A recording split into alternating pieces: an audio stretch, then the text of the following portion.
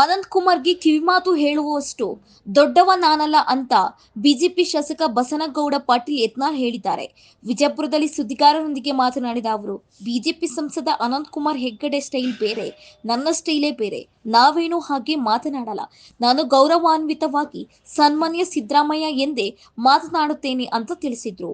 ಇನ್ನು ಬಾಬ್ರಿ ಮಸೀದಿಯಂತೆ ಭಟ್ಕಳದ ಚಿನ್ನದ ಪಳ್ಳಿ ನಿರ್ನಾಮವಾಗಲಿದೆ ಎಂಬ ಹೇಳಿಕೆಯ ಬಗ್ಗೆಯೂ ಪ್ರತಿಕ್ರಿಯಿಸಿದ ಅವರು, ಅನಂತ್ ಕುಮಾರ್ ಹೆಗಡೆ ಏನು ಹೇಳಿದಾರೆಂದು ನಾನು ನೋಡಿಲ್ಲ. ಆದರೆ ದೇಶದಲ್ಲಿ ಹಿಂದೂ ದೇವಸ್ಥಾನಗಳನ್ನು ನಾಶಪಡಿಸಿ ಮಸೀದಿ ನಿರ್ಮಿಸಿದ್ದಾರೆ ಅಂತ ಕಿಡಿಕಾಯಿತು. ಇದೇ ವೇಳೆ ಅಯೋಧ್ಯೆ ರಾಮ ಮಂದಿರ ಉದ್ಘಾಟನೆಗೆ ನನ್ನ ಕರೆದಿಲ್ಲ, ಹೋಗಲ್ಲ ಎಂದು ಸಿದ್ದರಾಮಯ್ಯ ಹೇಳಿದ್ದಾರೆ. ಉದ್ಘಾಟನೆ ಕಾರ್ಯಕ್ರಮ ಮುಗಿದ ನಂತರ ಹೋಗುವುದಾಗಿಯೂ ಸಿದ್ದರಾಮಯ್ಯ ಹೇಳಿದ್ದಾರೆ.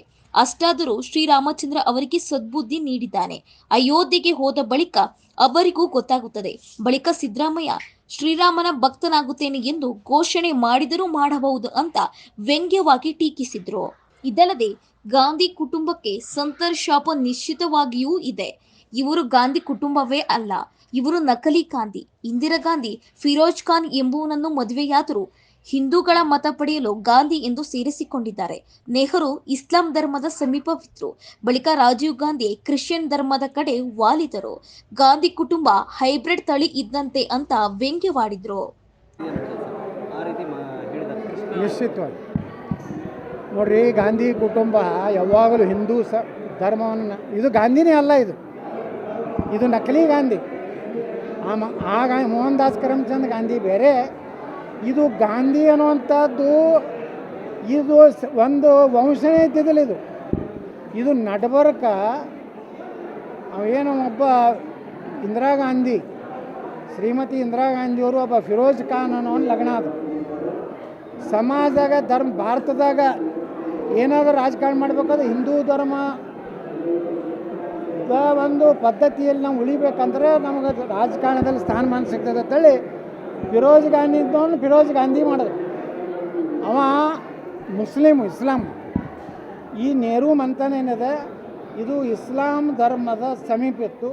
ಮುಂದೆ ರಾಜೀವ್ ಗಾಂಧಿ ಏನು ಮಾಡೋದು ಅಂದರೆ ಕ್ರಿಶ್ಚಿಯನ್ ಧರ್ಮದ ಕಡೆ ಹೊಳಿಸದ. ಹೀಗಾಗಿ ಈ ದೇಶದಲ್ಲಿ ಇದು ಅನೇಕ ಸಂಕೀರ್ಣಗಳನ್ನು ಹೊಂದಿದಂಥ ಇವತ್ತಿನ ಆಧುನಿಕ ನಮ್ಮ ಕೃಷಿ ಕ್ಷೇತ್ರದಲ್ಲಿ ಹೇಳ್ತಾರೆ ಹೈಬ್ರಿಡ್ ತಳಿ ಇದ್ದಂಥ ಒಂದು ಕುಟುಂಬ. ಹಿಂದೆ ಸಂತರು ಹೋರಾಟ ಮಾಡುವಾಗ ಗೋವುಗಳ ಮೇಲೆ ಗುಂಡು ಹಾರಿಸಿದ್ರು.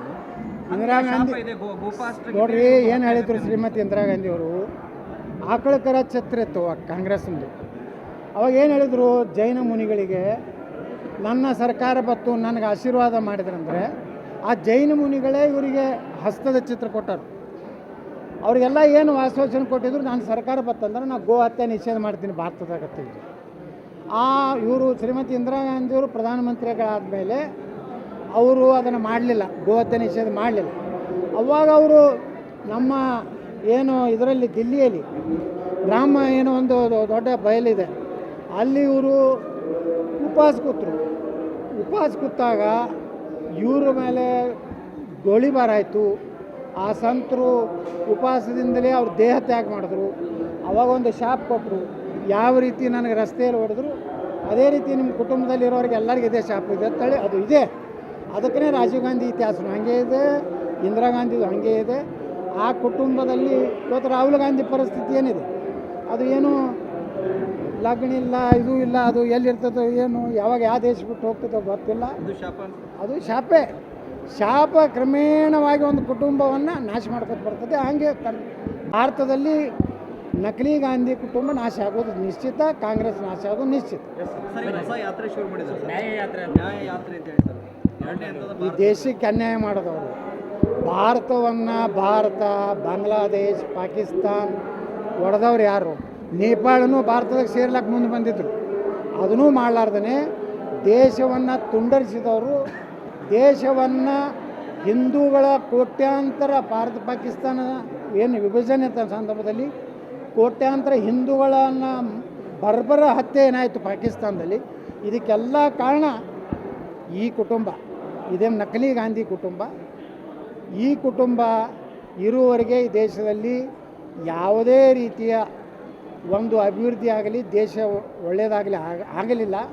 ಈಗ ಮೋದಿಯವರು ಬಂದಾರಂತೇಳಿ ನಾವೆಲ್ಲ ಒಂದು ಭಾರತ 5ನೇ ಆರ್ಥಿಕ ರಾಷ್ಟ್ರ ಆಯಿತು, ಭಾರತ ಇನ್ನೂ ಕೆಲವೊಂದು ದಿವಸನಾಗ ನೋಡ್ರಿ ಏನು ಪಾಕ್ ಆಕ್ಯುಪೈಡ್ ಕಾಶ್ಮೀರ ಇದೆ ಇದನ್ನು ನಮ್ಮವ್ರು ತೊಗೋತಾರೆ, ಎಲ್ಲ ವ್ಯವಸ್ಥೆ ಮಾಡ್ಯಾರ. ನಾಳೆ ಲೋಕಸಭಾ ಎಲೆಕ್ಷನ್ನ ಒಳಗಾಗಿ ನಾವು POKನೂ ನಾವು ತೊಗೋತೀವಿ. ಇನ್ನು 10 ವರ್ಷನಾಗ ಪಾಕಿಸ್ತಾನ ನಮ್ಮ ಭಾಗವಾಗ್ತದೆ, ಅದನ್ನೂ ಒಂದು ರಾಜ್ಯ ಆಗಿ ಬರ್ತದೆ. ಯಾಕೆ ಬರ್ತದೆ ಅಂದರೆ ಪಾಕಿಸ್ತಾನ ಸಂಪೂರ್ಣವಾಗಿ ಬಲೂಚಿಸ್ತಾನ್ ಅಂತೇಳಿ ಅವ್ರು ಬೇರ್ಪಡೆ ಆಗಿ ಅವ್ರಿಗೆ ಭಾರತ ಸೇರ್ಲಕ್ಕೆ ಅವ್ರು ಇಚ್ಛೆ ಮಾಡ್ತಾಯಿದ್ದಾರೆ. ಪಾಕಿಸ್ತಾನದಲ್ಲಿ ಆಡಳಿತನೇ ಇಲ್ಲ. ಈ ರೀತಿ ಇರುವಂಥ ಕಾಲದಲ್ಲಿ ಭಾರತದಲ್ಲಿ ಪಾಕಿಸ್ತಾನ ವಿಲೀನ ಆಗ್ತದೆ, ಹಿಂದೂ ಧರ್ಮ ಜಗತ್ತನ್ನು ಆಳ್ತದೆ. ಸರ್ ಈ ಯಾತ್ರೆಯನ್ನು 6800 ಕಿಲೋಮೀಟರ್ ಮಾಡ್ತಾ ಇದ್ದಾರೆ ಸರ್ ದೇಶ. ಅವು 10,000 ಕಿಲೋಮೀಟ್ರ್ ಅಡ್ಡಾಡಿದ್ರೆ ಏನು ಮಾಡೋದು? ಒಂದು ಸ್ಟೇಟ್ಮೆಂಟ್ ಕೊಟ್ಟಂದರೆ ಇಡೀ ಕಾಂಗ್ರೆಸ್ಗೆ 4% ಓಟ್ ಕಡಿಮೆ. ಒಂದೇ ಒಂದು ಸ್ಟೇಟ್ಮೆಂಟ್ ಸಾಕು.